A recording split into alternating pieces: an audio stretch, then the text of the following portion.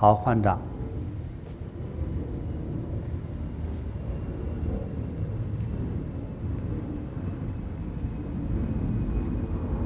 好，这是动作当中有一个就是给你减掉10分的一个原因呢，就是这个地方肘子的高度偏高了，成这个样子的。那么第一位演示的弟子呢，给你的是80分，这个动作像机器一样，嘎嘎之后，那个动作好像，反正我还学不了那个动作，就太硬。那你们所有人犯的错误呢，就是这个手肘过高。那我的要求是，手肘有一种垂的意识，有垂的意识。再出手，出手的时候还要，其实你的肩和脚同时在旋转运动。今天教的更规范一些哈，就是当我们往外出手的时候，我的肩和脚是同时在动，还有当我的身体往前倾的时候，那么我身体的重量同时压过来要。所以当我第一个动作做出来的时候，我是6-4的分配，这个时候可能前面已经占了6了，后面占了4的身体重量，听得懂吗？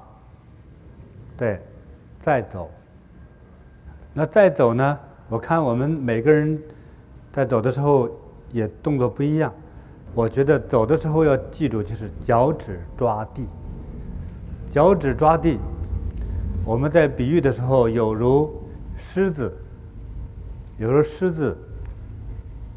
走在湿滑的石头上，狮子走在湿滑的岩石上，因为很滑，所以它的这个爪子要有抓地的、抓住的、加固的一种步伐，要有这个意识。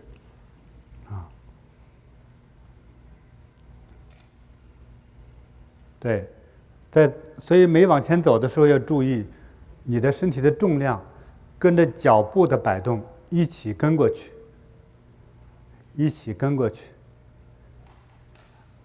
这是一个小小的升级版的秘诀。对，再就是每一个转身的时候，注意我动作的就是上下的一致性。还有我的脸几乎是要跟着挥动的手走。我要往前再上步的话，我迅速的，我的身体的比重要跟过来。这个时候，重量就是1:1的各一半。但是呢，它都是8字。要注意，我不动手的时候，我做换掌的动作，我的脚呢一直是保持8字。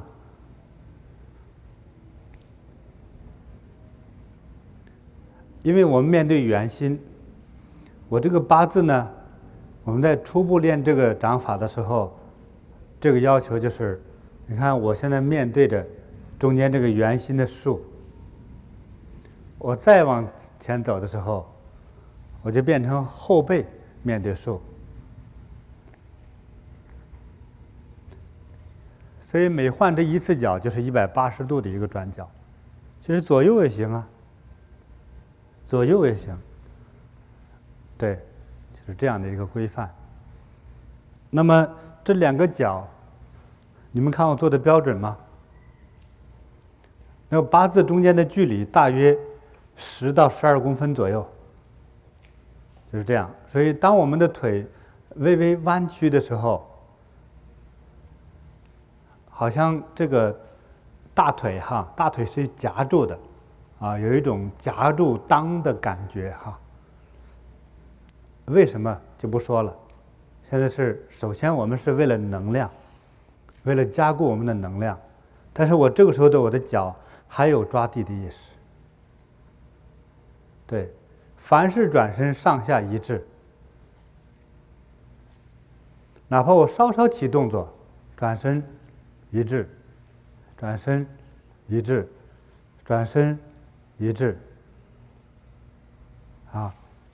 撤步一致，上步一致，出手一致。至于我上下的比重的感觉，比如说我挥右手掌，这我的重量也同时压过来，而不是纯虚步、探步这样子。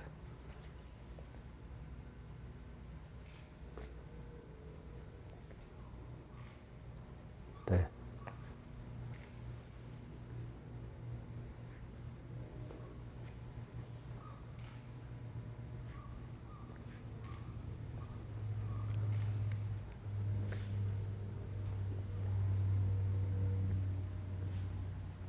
对，上下一致的协调啊。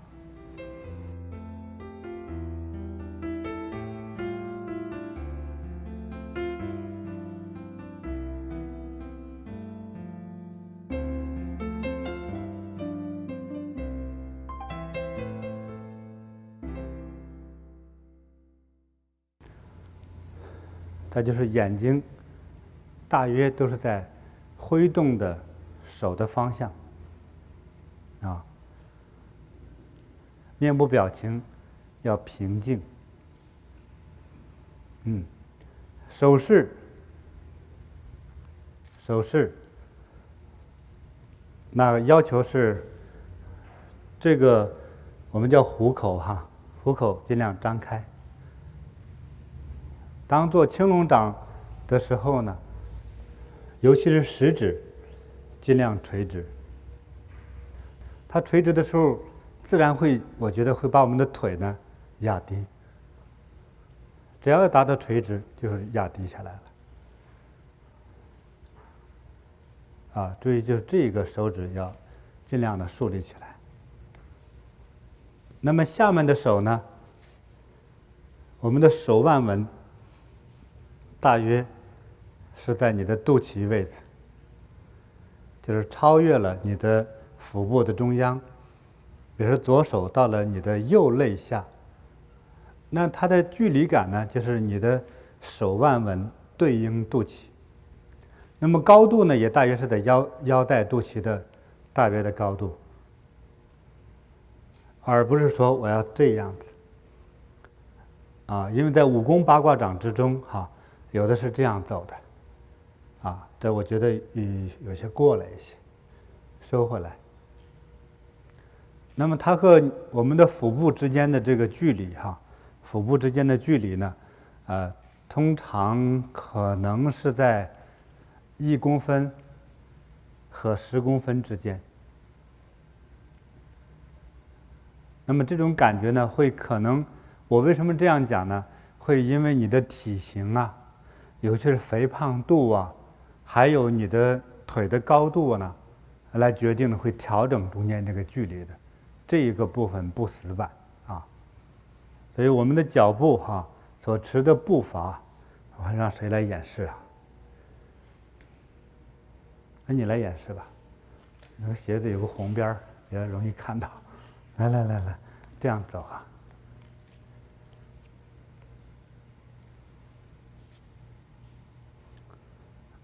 对，它就是这样的步伐也是可以的，不一定都是要往前蹭，那个也有好处。但是这样看起来是一种自然，但是我们要求抓地要有抓地的意识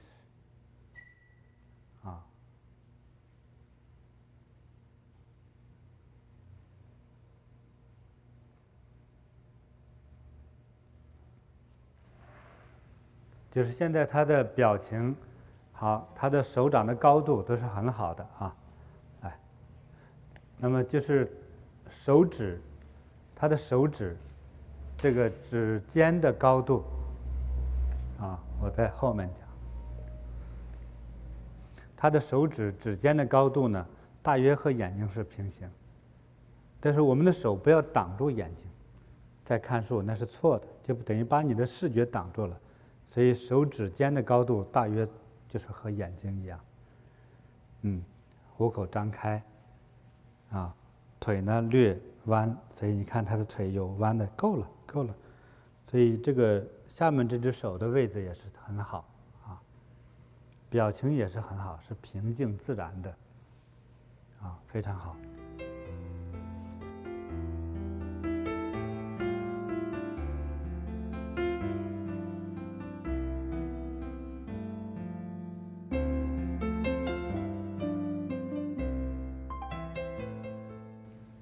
好，起势的动作并不太重要，你会吗？好，来做一下。压气下来了，好，转身。好，第一个动作，底下扣10分应该最多70分吧。所以我们记住我刚才演示，我们这一套的脚法是什么形状？忘了。八字，你的八字距离太远了。如果高要求的话，就是这样太猛了，没有沉静的感觉。就是包括从上面开始捧气的时候，要有一种自在从容的感觉。我不要在做这一个动作的时候，我就想着下一个动作赶快出来，怕忘记一样，那是错的。不要有追赶的感觉。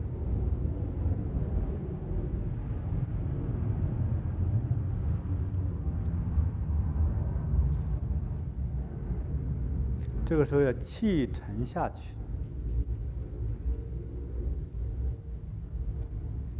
再开始有所动作。上来的第一掌第一个动作这个第一个动作一定是拔字的再出手再走，再做一遍。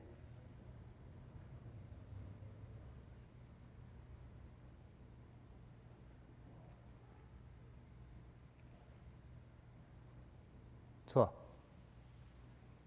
你是有武功功底的人可是你在做着这个动作半截的时候，你就想转身了，这个意念已经暴露出来了，从肢体上，不行。你在做这个动作的时候，你应该忘掉下一个动作，不去做下一个动作，这个动作做到家再说。手要沉得下去，气要沉得下去。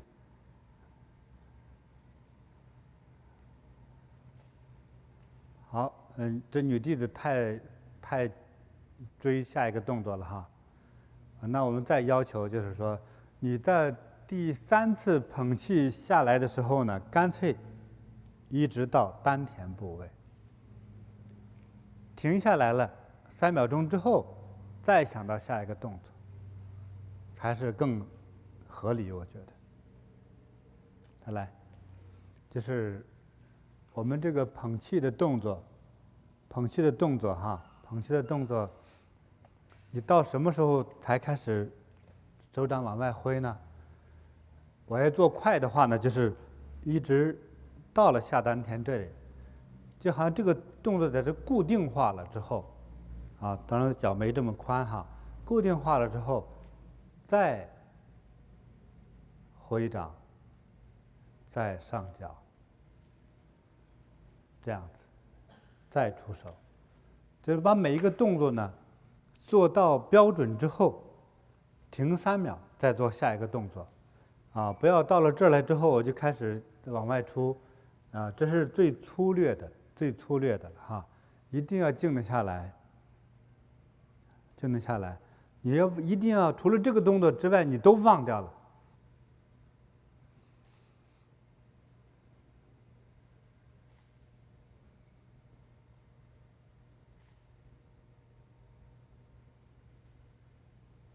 再开始动，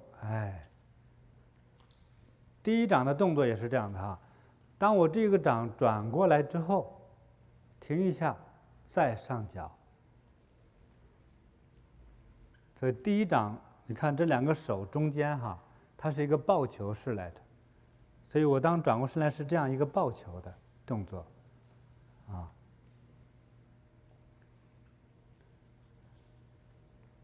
再出，对，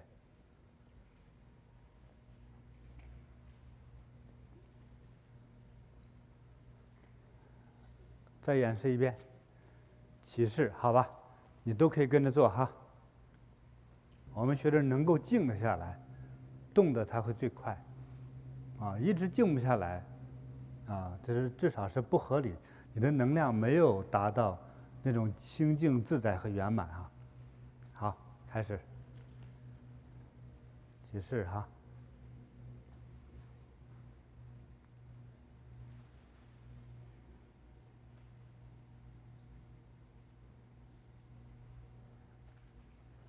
大家睁着眼睛做最好，也要看到其他人的速度，好吧？现在睁着眼睛做哈，现在以你的动作为标准，这个速度是很好啊。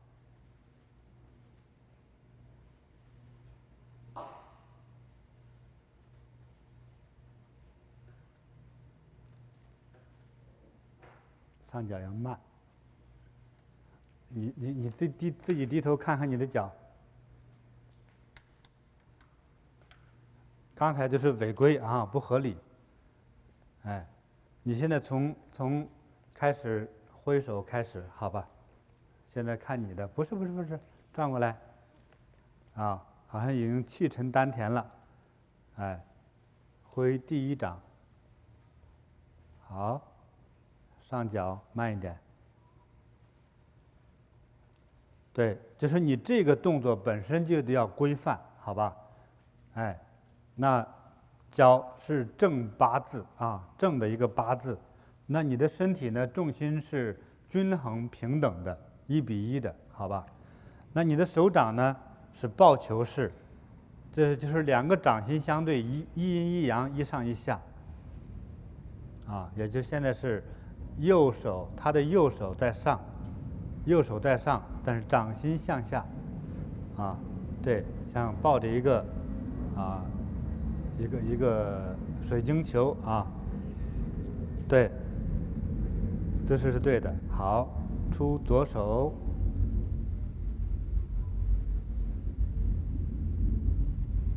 走。好，对了，重做一遍。起势，重做一遍。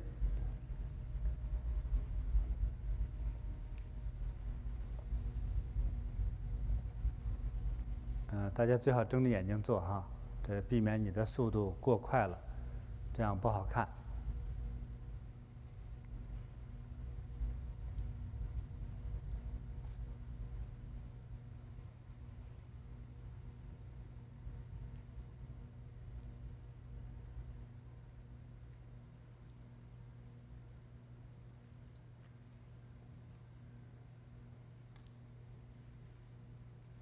脚下，注意脚下动作规范了吗？对，出手。好，停，再重来，还不够规范啊！就是一定要记住，当我压气的时候，我不要想着下一个动作，一定要说我这个动作我要最好的完成，我要沉静下去，沉静下去。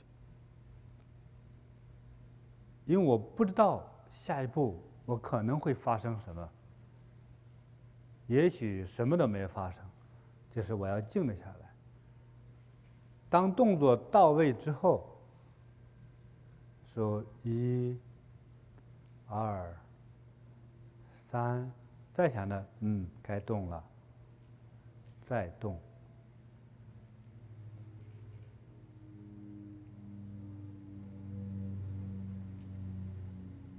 身体还要沉得下去，这个时候要想到我们的口诀：气沉丹田，气走4梢，脚趾抓地，上顶下扎，出手。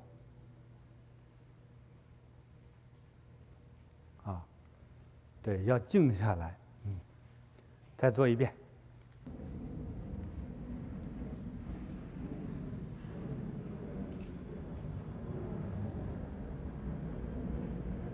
这个速度很好。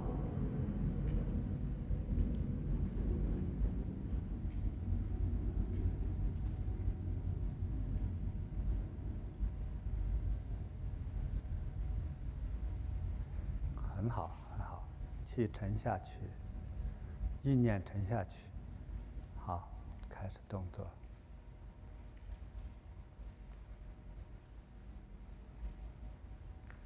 气沉下去，气沉丹田，气走四少，上顶下扎。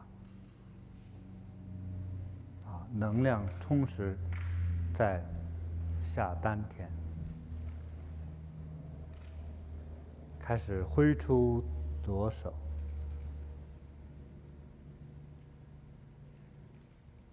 很好，可以了。大家再复习一遍，这个速度非常好。还是在提醒呢，你的动作一定要深深沉沉的做到位，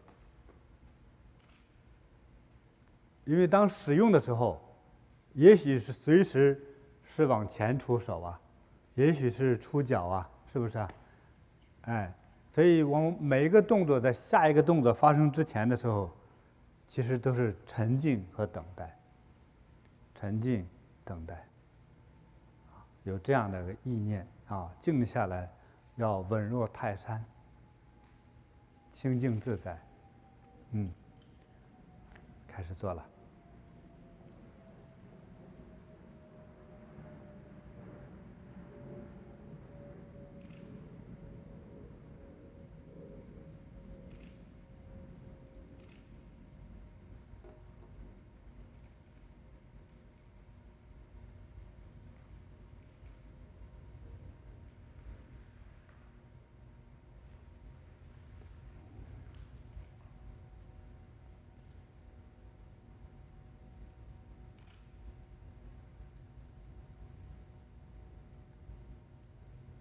可以手再往下一点点，很好，走。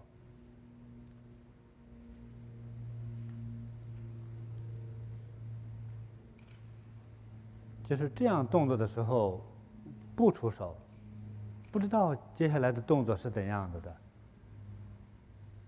所以是内在的开始动了，气沉丹田，上顶下扎，气走四梢，能量充满，出手。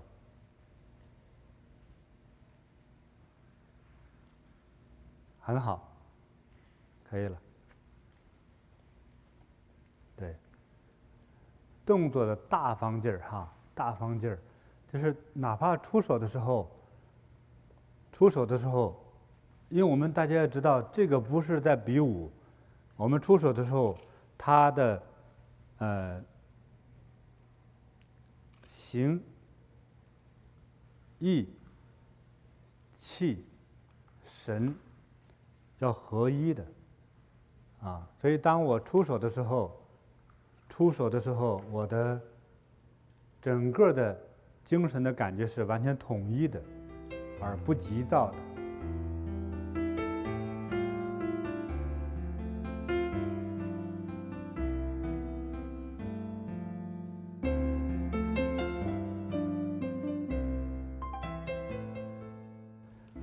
当我上后面的脚来的时候，我的你看，身体重量的开始转化和分配，就注意了我开始转向我的右脚，上左脚，这样你才会从容一些。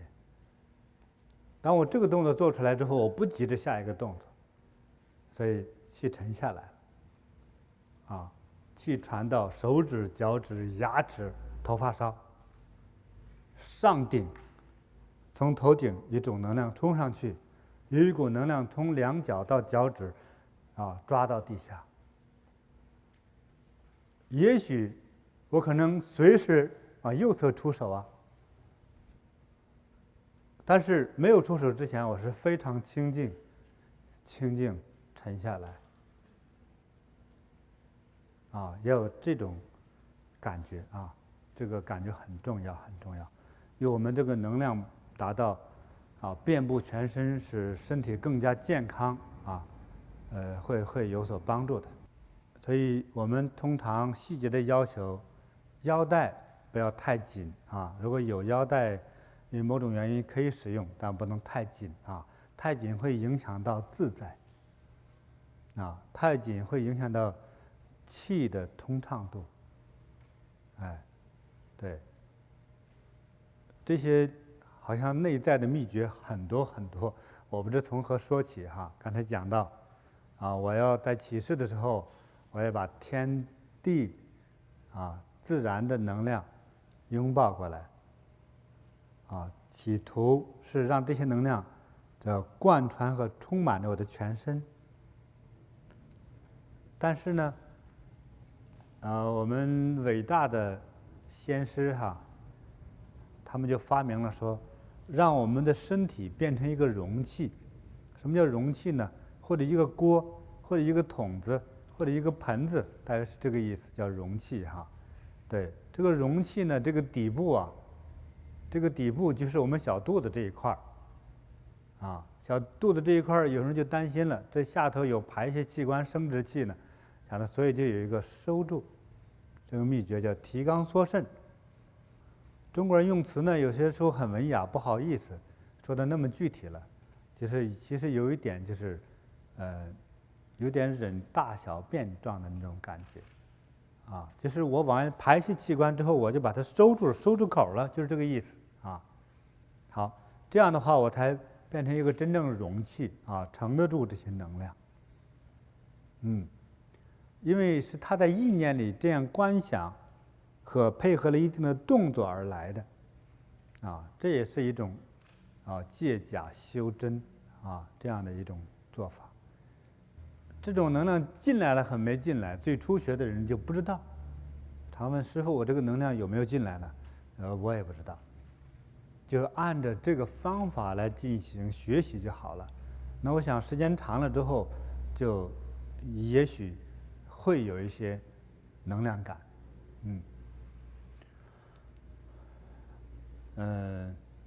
好，所以还有所谓就是气走四烧，我在这里解释一下所谓的气，就是我们所刚才观想的能量整个大自然能量拥抱和贯穿到我的身体里来，那我的身体就变成了一个接受能量的一个容器。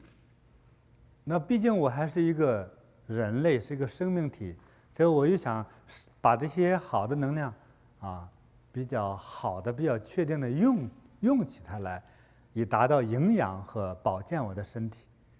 所以我想呢，这个能量呢，就好比是一个水库水库呢，我要让它去将我的腿就充满了这个水，这个能量觉得什么叫贯穿，就是完全灌溉到。那怎样叫灌溉到呢？一直到我的这个手和脚的脚趾甲尖部，指甲的尖部也叫末梢那脚上也是，手上也是就是向下也好，向上也好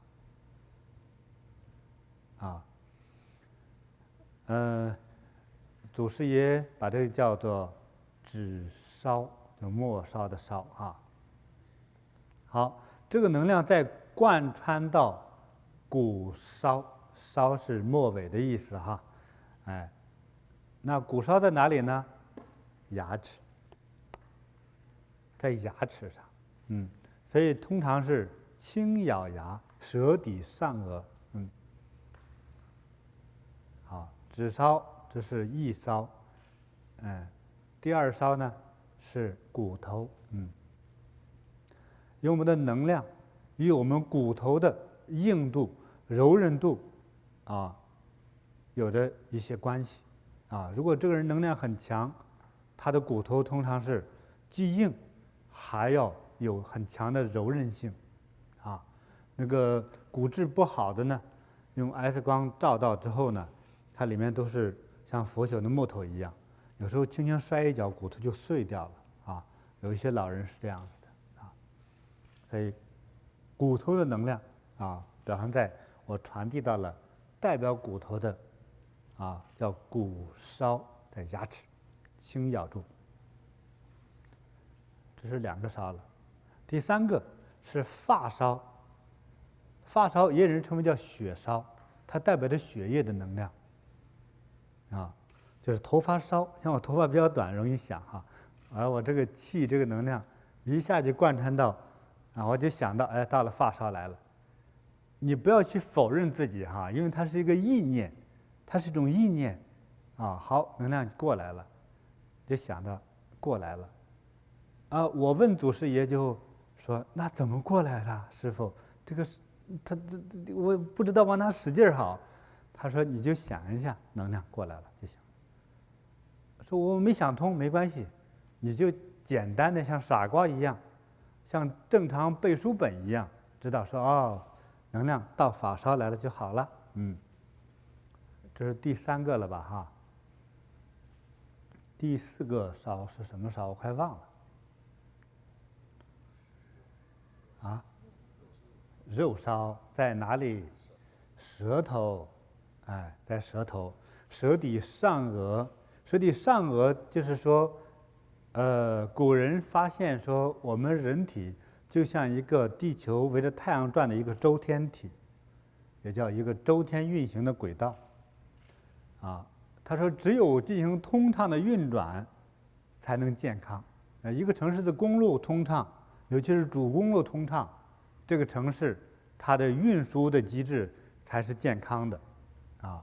那么说人体呢，是有一个这样的一个环绕的一个能量的通道公路啊。他认为就是在身体的中部，前面一条，再通到后面，后面再一条。他们认为，那么前后能够衔接到一起的有一个大桥，这个桥梁就是舌头。所以在我们练这种功夫的时候，那我们想着轻咬牙，舌头轻轻抵到口腔的上面的一点，哪一点不知道，轻轻有个抵上面的一个意识就好了。啊，对，这叫气走四梢。气走四梢，你是怎样把功夫用到舌头上来？不知道，是意念，说能量能传递过来。当舌底上颚的时候，你的能量就自然就运转了。我们为了不出偏，不走邪，所以具体这个能量怎么运转呢？从此就忘掉它，就不要再想了。不要说我在走的时候，我想一股能量转啊转，所以好多人在做这样的道教功夫修行的时候，最后出偏差了。光想到有一个光，有个管道让它越通，人是一个矛盾，叫自我矛盾体。但有一天会想到闸门关闭了，桥梁断掉了，自己把自己堵死。所以，我们不去做具体观想，这条路是怎么通的，放弃这个观想，啊，也很矛盾啊。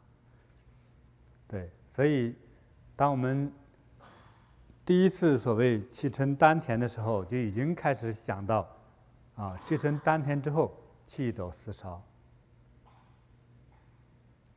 当有了这个意念的时候，我们的所有的行动就不再是我一个单一的一个肢体的一个动作了，是不是啊？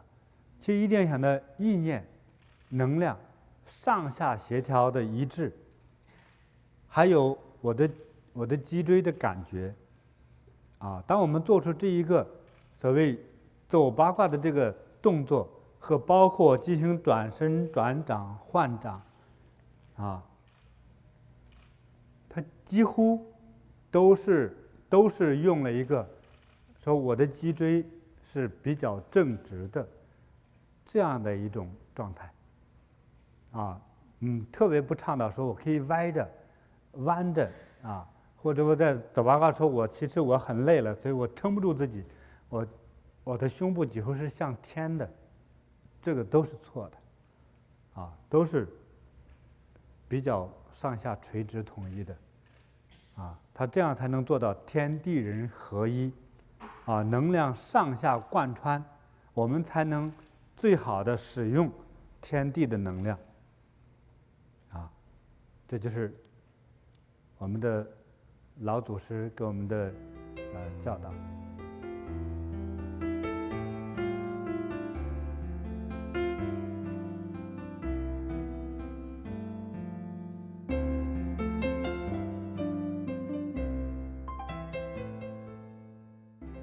所以在走的时候，通常容易提醒自己的尤其是说我要尽快的加强一点我的能量的休息，一定要注意脚趾抓地，还有舌底上颚轻咬牙，这一点一定要注意，经常要提醒自己，在走的时候，一定要回忆起这样的要求。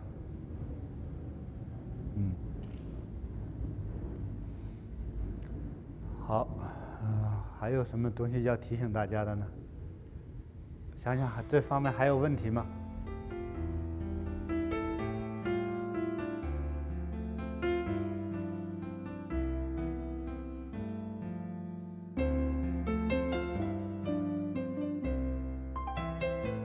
是对的，那是我。但是作为我们几乎所有的从初级到中级的弟子，应该最好对你最大的帮助的是我刚才所讲的，就不要飘了，一定要抓地抓牢。第一个，它容易做到你的动作学到规范规矩；第二个，最快速的增强生命的能量。所以我们就不要学习我那种叫做不正经练习法我就走啊走啊，我就觉得我在水上飘大家也能觉得我用气在走吗？没有吧，就是轻飘飘的这种感觉，这是错的，因为每个人的意念不同，但是因为我走过了最基础的部分，那当然了，在这里 Kim 说我走了好几年了，我是不是也可以水上漂了呢？也许可以，但是你的能量就没有那么强，你就具不了那么强的能量，有这样一个弱点，所以我还是建议大家用最正统的方法，也是这一次我来给大家再补一补课的一个原因，我有几种教法都是在自己的随缘状态下教，结果才发现，弟子练的都不一样，所以才来规范一下，通常从初级到中级这个过程都应该按现在的要求。好，所以大家有什么问题再提感谢你的问题。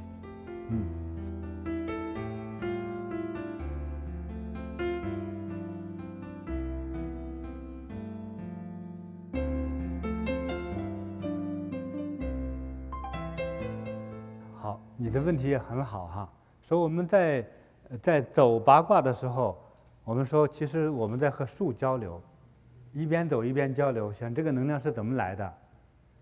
一念，一个念头，就是我在走的时候，人不是个普通的物质嘛，我们是一个活体，所以我在走的时候，偶尔想着，就是我的能量和树在交流，就是树长我长，我长树也长，长什么不知道，但是我们想到，我们只要练功健身，都是为了健康嘛，就好了。你不要想着这种能量是不是这样，像一个周天运转一样，或者像自行车链条这样的运转，不要想这个事情，那是错的，不需要这样想，也不要想他放了光过来了，我再放光过去，不需要。一个清淡的意念，那我觉得从一个最道德的人来说，不要说今天我有脚气，我肠胃不好，我传过去，他也长脚气，或者是他不是脚气，但是呢他会有能量，不要想那么具体，就是我在和他一起在交流，一起在成长就好了。其实你自然会受益的，是这样。这些植物都是有灵性的，它的灵性的程度，我们知道像那个警犬嗅毒品，对不对？那么很灵敏，是不是？可是植物对人给它的意念，比狗闻毒药还灵敏。就是你越对它好的时候，它自然就在帮你，而不需要说你把我的病拿走好不好啊？就不需要做这样具体的交流，好吧？